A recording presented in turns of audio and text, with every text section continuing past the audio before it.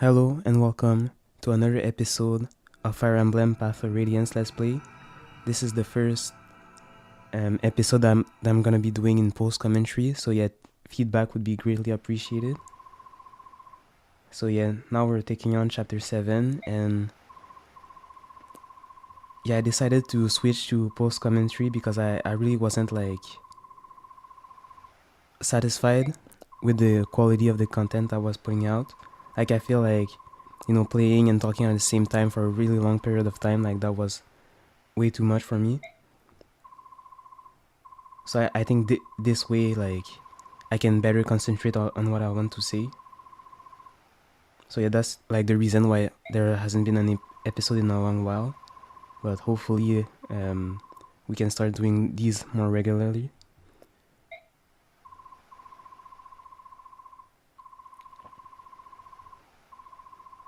So yeah, in the story, Ike is still searching for his father.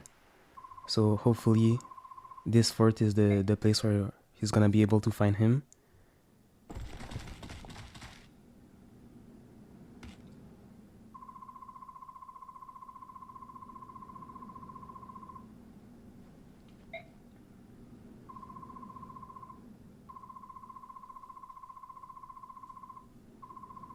But yeah, once again, if there's a chapter in Fire Emblem, it means there's a battle that's gonna take place there.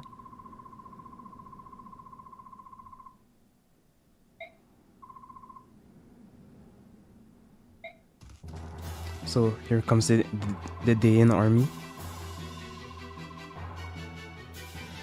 So yeah, we're completely surrounded and there's kind of a lot of units.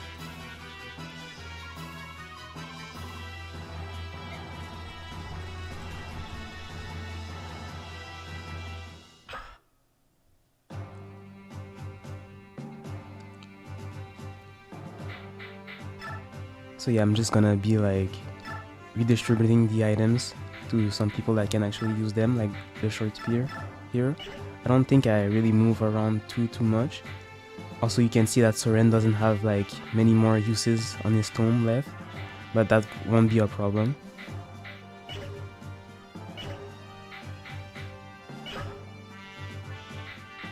So now I look at a little bit about like what type of units we can find, and as you can see, some of these have chest keys. So obviously, since we don't have any units that can like open chests by themselves, like we need to find these keys to access the chest.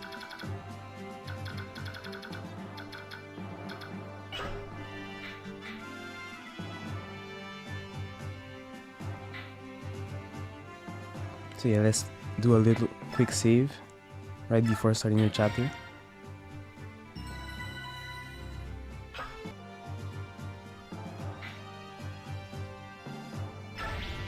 This chapter is actually like not that complicated. Like it looks a little bit intimidating at first, but there's really nothing to worry about.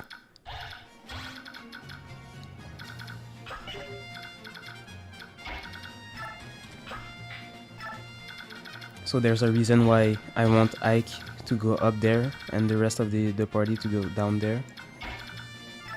The reason is gonna be apparent in a couple of turns. If not the end of this turn, actually I don't remember.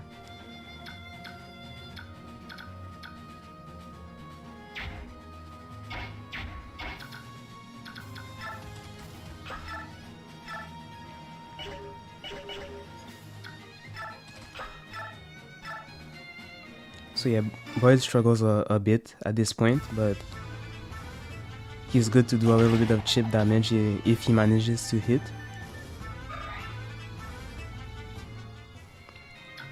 Which I think is enough to let Oscar take the kill. And it is. So yeah, I recorded this like a couple of days ago, so my memory is not like perfect. I probably like forgot a lot of things. So it's kind of like a live rediscovery of the chapter that I did. So yeah, in a way it's like, it's kind of like live commentary. It's just that I played this not at the same time, but I'm still rediscovering it as we go. So yeah, it was the end of this chapter. and we can see that there's a new character that just got here.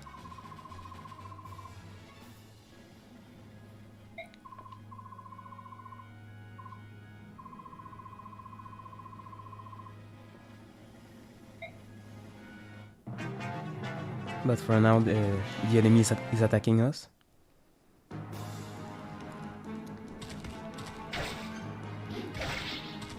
So close to a level up.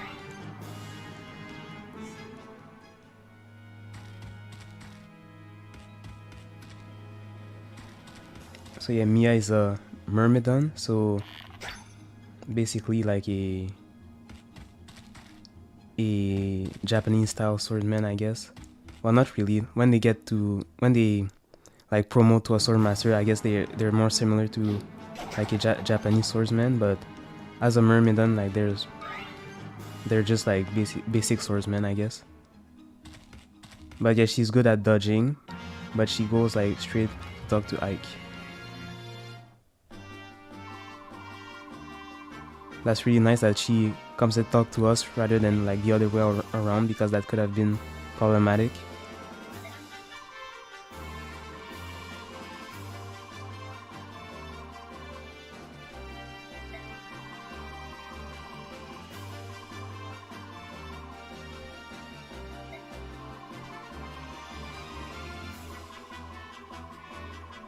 That's actually like pretty interesting that she mentions the prison camp. Well, I guess we're gonna find out why in a bit later. But yeah, we learned that Ike's father was like not like too far away from here.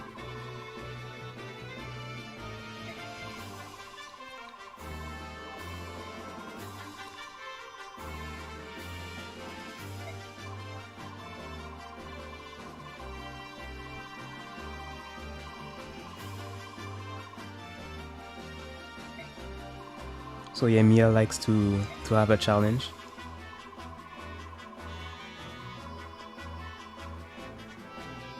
Even though she's not like really that strong right now, but she can be pretty decent. I like using Mia.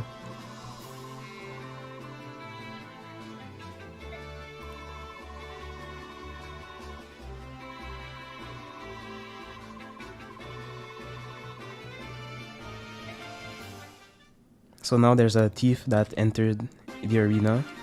So the thief will just try to make a straight line to the chest and like run out with the items. So if possible, we want to intercept him before he does. But you're gonna see how that goes for me in this later on in this chapter. But yeah, as you can see, Mia really does like really bad damage, but she has like decent chance to crit. Well, it's a small chance, but it's better than most of our units right now. Like if you give her like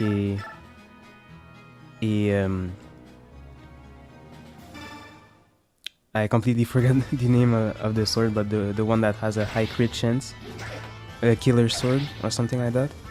I don't even remember. Like I'm really bad with names if you haven't noticed already. But yeah, if you give her one of those items, like she can be like really good at getting critical hits. Killing Edge, I think the name of the item was. It's in Smash Brothers even, and I just can't even like remember the name of the item.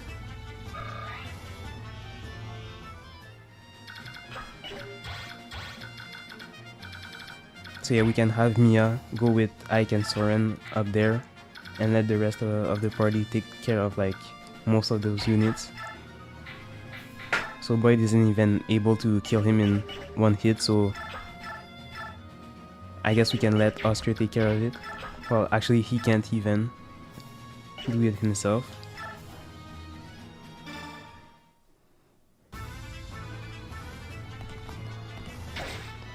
Well, he can if he gets a critical hit, obviously.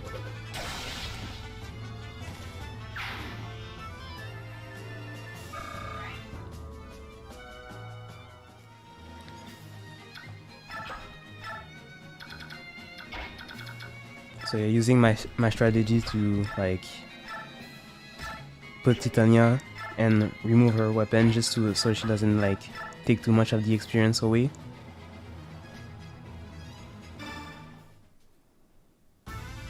and another critical hit. So yeah, without spoiling too much, like this is gonna be like a recurring theme in this chapter for some reason. Pretty decent level up. I would have appreciated more speed, but it's fine.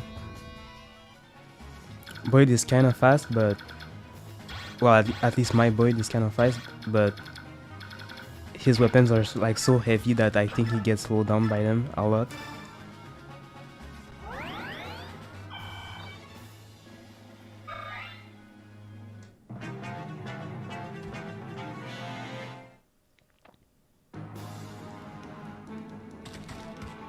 So yeah, I'm really used to like the normal difficulty where like even at this point enemies can't even damage like Titania, but now they do actually pretty decent damage if they have like good weapons, but it's still okay for now.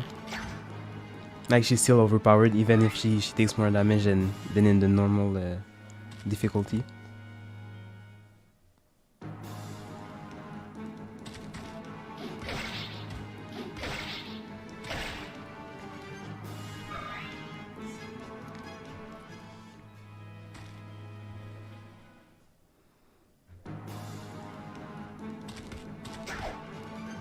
So yeah, another critical hit, and that like looked really cool.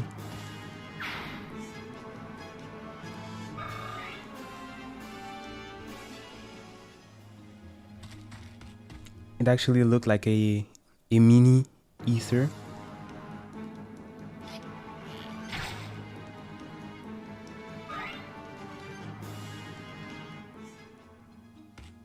Yeah, now that I think about it, like I don't think I've seen this like critical hit animation too much, because normally I see the one where it's like the one that the side B from Smash Bros was made out of. That's the critical hit animation I see the most from Ike. Well, in this game.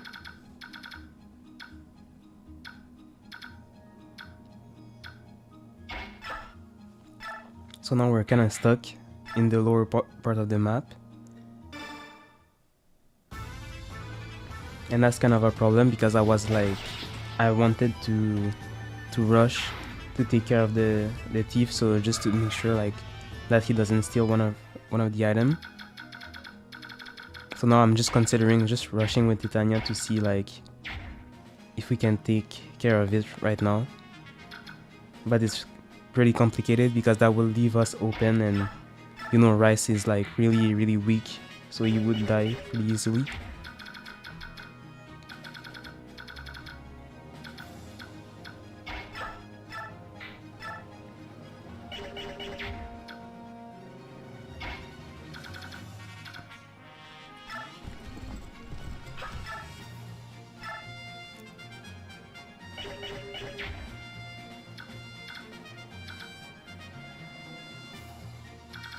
And yeah, Soren is like too far away to go and help.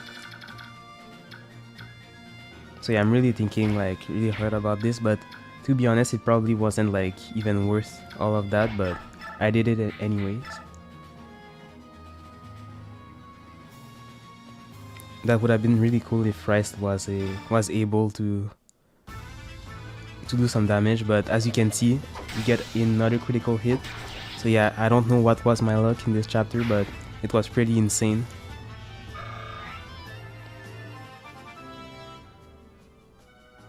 And just look at that level up, like he got pretty much every good stat.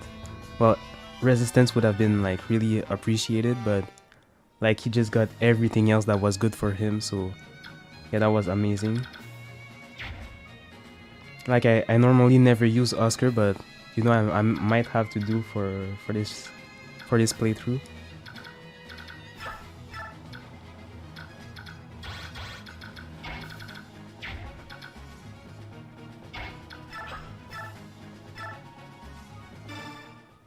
So yeah, now I decide to use Titania to make things go faster.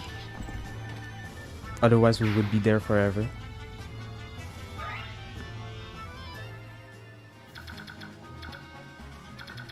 And this could have been pretty risky because Titania already took a little bit of damage, but I really didn't want to have the thief run out with the items. Well, I don't think I actually would have like I don't think that those items are items that I don't think I would be using for a long time, but it's still pretty nice to have them, you know.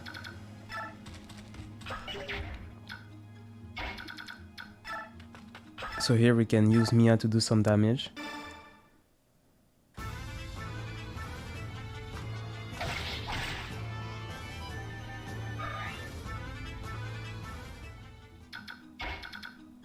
And use Ike to take care of this guy. Just enough with the steel sword. So yeah, Ike is already starting to become really good, one of our better units.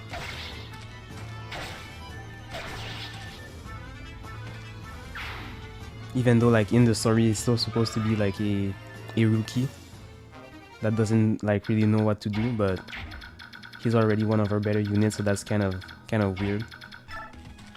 And yeah, Soren is able to take care of it, but he isn't able to use only one use of the of his tome, and he managed to activate like Adept and a critical hit, so that's really lucky, but we absolutely did not need this because he was at 1 HP. Like he couldn't activate the critical hit on the first turn so that he doesn't like waste one more, I was about to say ammo, but one more usage of his tome. And one more critical hit for good measure.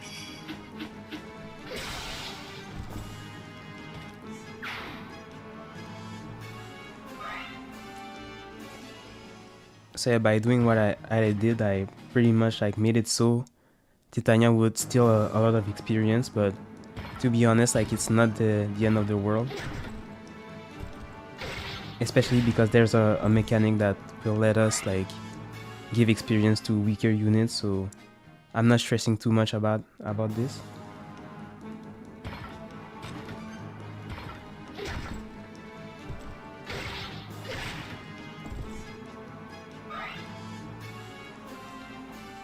So yeah, I was speeding up a bit, like the enemies a bit, because the armor knight just takes so much time.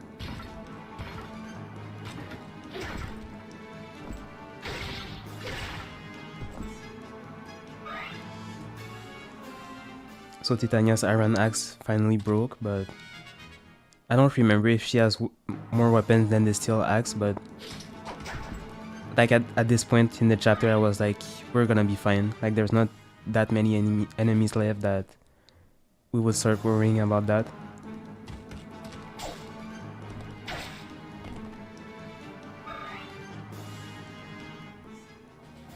Now we can use Ike to open the chest because we got a key from the enemy he killed.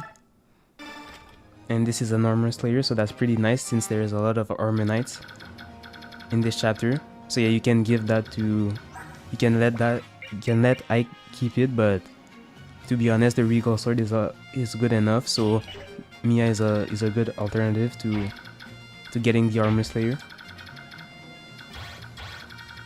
Now just make sure that the armor knights can't really reach us right now, but like they're slow enough that they can't, so we're fine for now. And we're also ready to move a bit forward with the two brothers.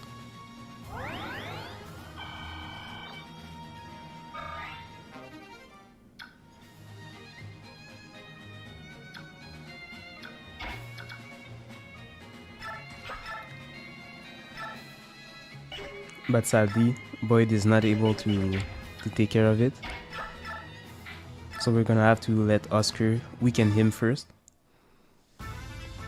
Or just get a critical hit, as he does. So yeah, Oscar is like really good for some reason in this playthrough. Like I'm not complaining, like all the help we can get is appreciated, but yeah. So here I was already thinking about the reinforcements that I know arrive around here. Also, that's the sad part of the chapter. I can't even kill the thief in one hit, so he's gonna reach one of the item.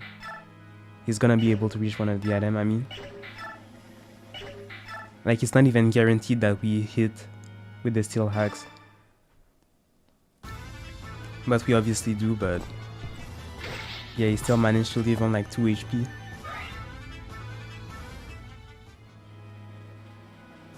So at this point I didn't really know what to do. But I stayed back a little bit just so I could help, just in case. But yeah, the place I chose was probably not the best because the enemies could like place themselves in a way that stops me completely from reaching the thief.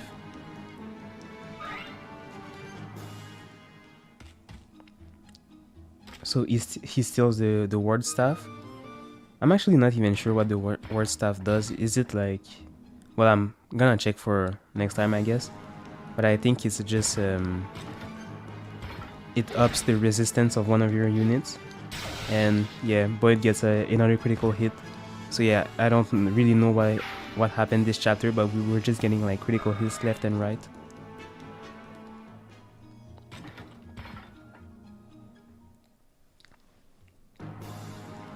But when the time comes when we actually need those critical hits, you know I'm never gonna get those. So that's pretty nice.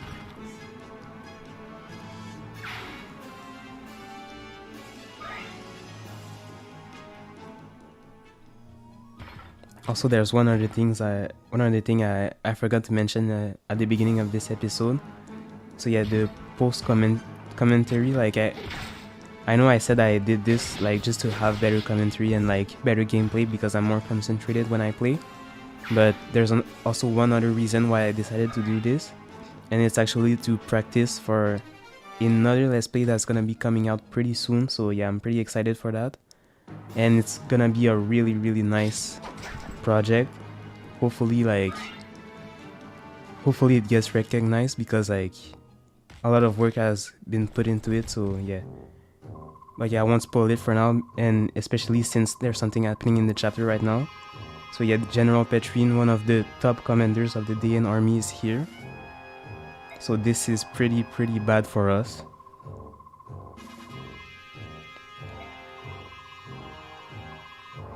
Like, Petrine is played like as a joke, but she really is like way above our level right now.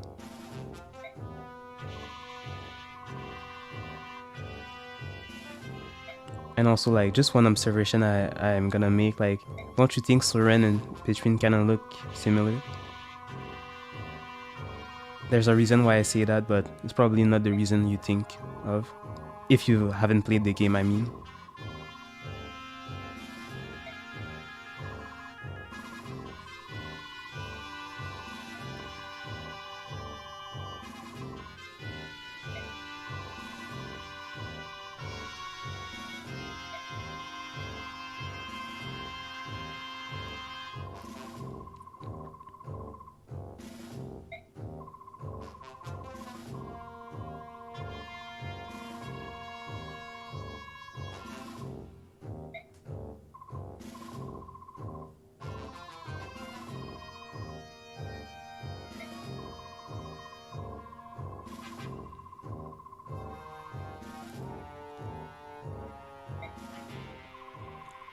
So yeah, actually it turns out there was nothing for us to worry about, because Mr. Unknown here is gonna be of great help. So yeah, we also have reinforcements of our own, and yeah, this soldier stood absolutely no chance. And I love how our hike just like moves forward in the map.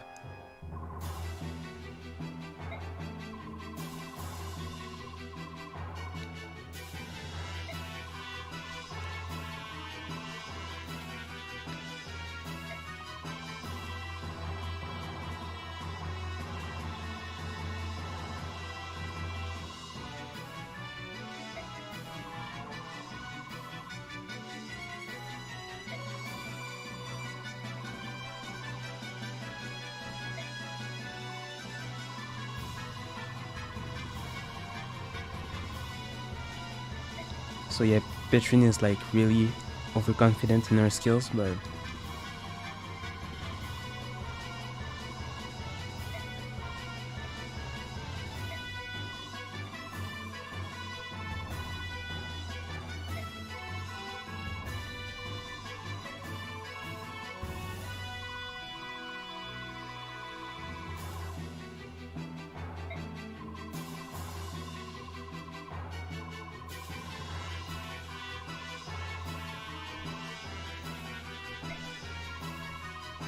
So yeah, the twisted games or whatever like they're called.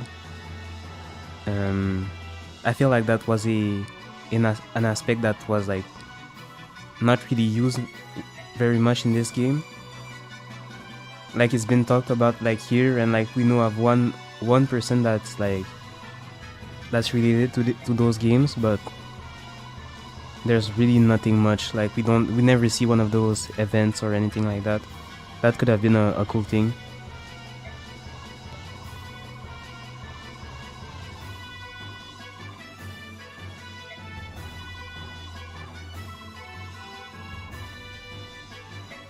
And it's pretty interesting that that Shannon knows about the games.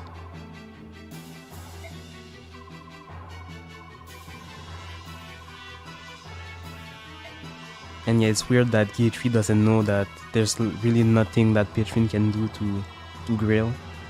He's just on another level.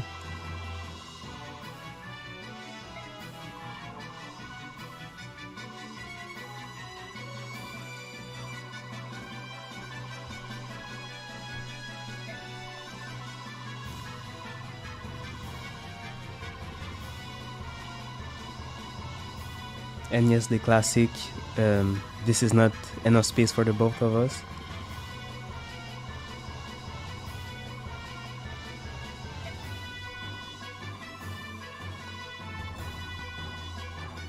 A Fire Emblem anime on this game would be pretty insane, I think. I know there's like an OVA for like the Shadow Dragon or whatever, but I never watched it, but I feel like it wouldn't be like as epic as some of the other games, some of the later games in the series. Like I mean, simply like from a fight scene standpoint. Like the story is debatable in like for most games, but just from I don't even know what I'm talking about anymore, but like just I feel like the power levels of the characters would be like just so much more impressive if they made animes on their more recent games. And yeah, I like how it goes back all the way back there.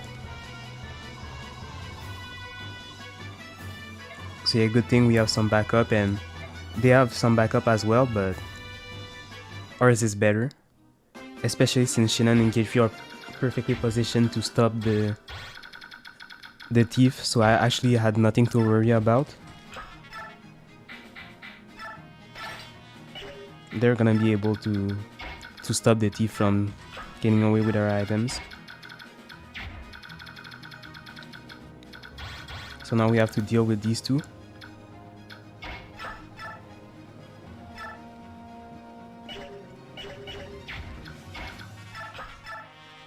That's actually sad. 2 hits of the Iron Lance would have been enough to kill, but we only have 1 hit left.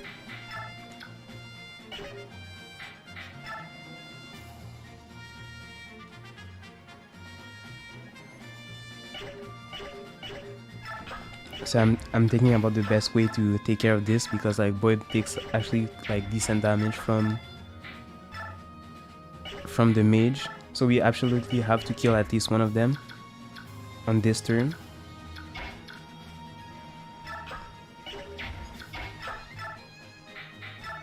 So yeah, running out of like item usage is like one of the worst thing in Fire Emblem. Like I'm pretty sure in any game, but in the games that I play, like that's the worst thing that can happen. Well, one of the worst thing that can happen. Like if you watched my Devatan solo run, like you're gonna remember that like at the last chapter for Path of Radiance, I just ran out of usage on my weapons because there was like just so many enemies. So I wasn't even able to like complete the chapter by killing all the enemies. Like obviously he wasn't able to. Well, I guess I probably shouldn't spoil that, just in case you don't want to be spoiled on this game.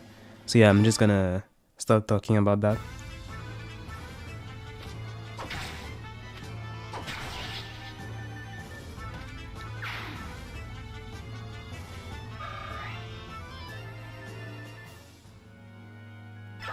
So now I don't even think the mage can reach Rice, but yeah, he can't. But even if he could, the one thing about like healers is that they actually have pretty decent resistance. But, well, like mage also have pretty good resistance, so against other magic users they're most likely fine most of the time. So yeah, now I'm gonna use Titania to lower the enemy's number, just to make the chapter go a bit quicker.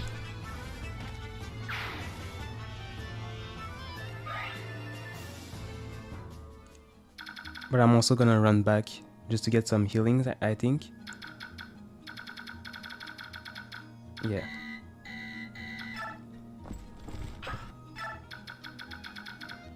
So Shinan and Geishu are actually like pretty well positioned to just like go and take on the boss right now, but we don't have to do this right now, so yeah, let's just take care of the thief for now.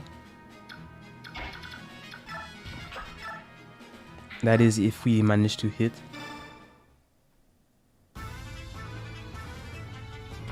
And we do.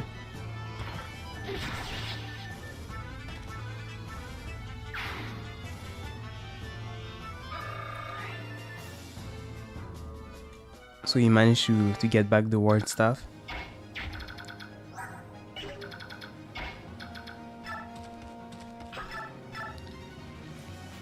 And Shinan is not even able to kill in one hit, so that's pretty sad. Hopefully he gets a critical hit. But obviously the one who has like one of the greatest chance to critical hit doesn't do it in this chapter. That's kind of funny.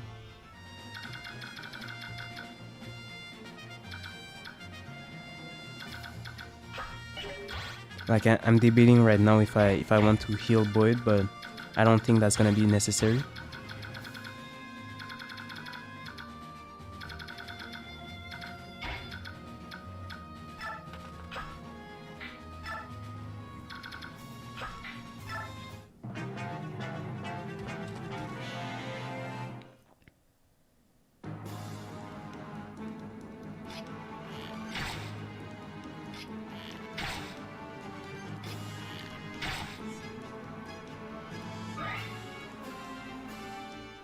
And for some reason he goes and attacks Oscar, who's actually gonna fight back.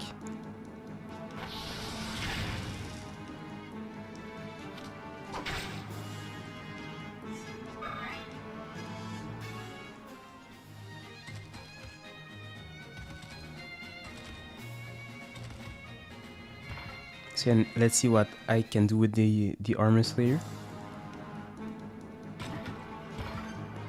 That's actually one of the first time that Ike's gets hit in this chapter.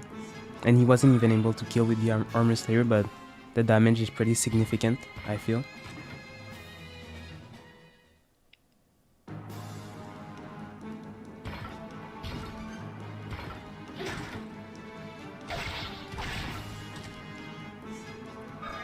Like if this was on normal mode, he definitely would have died. Like both of the Armor Knights, I mean.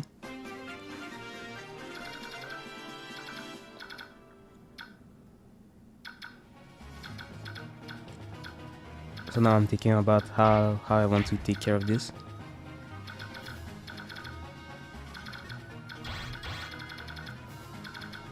So without an Armor Slayer, Mia is pretty much useless against Armor Knight. Well, actually it makes sense. Like if you see like a really big knight with like huge armor and stuff like that, just some random person with a small sword like isn't gonna be able to do anything. But magic on the other hand, that's way easier. And I love how Soren just always activates his skills when he like least needs it.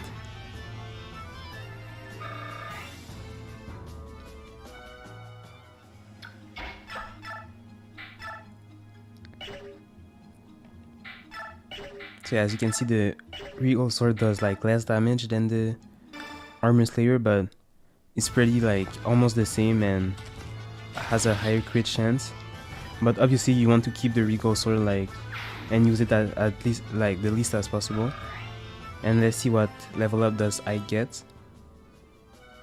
And a really good one. He got resistance, strength, skill and speed.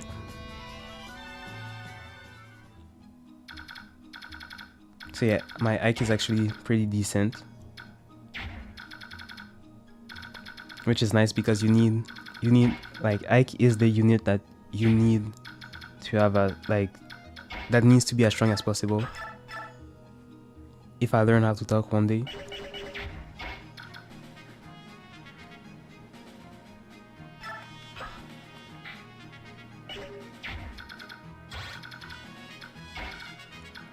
So yeah, let's put Mia in front of the soldier, but without putting her too much forward and like involving some of the other enemy units. And we can take this time to heal Oscar.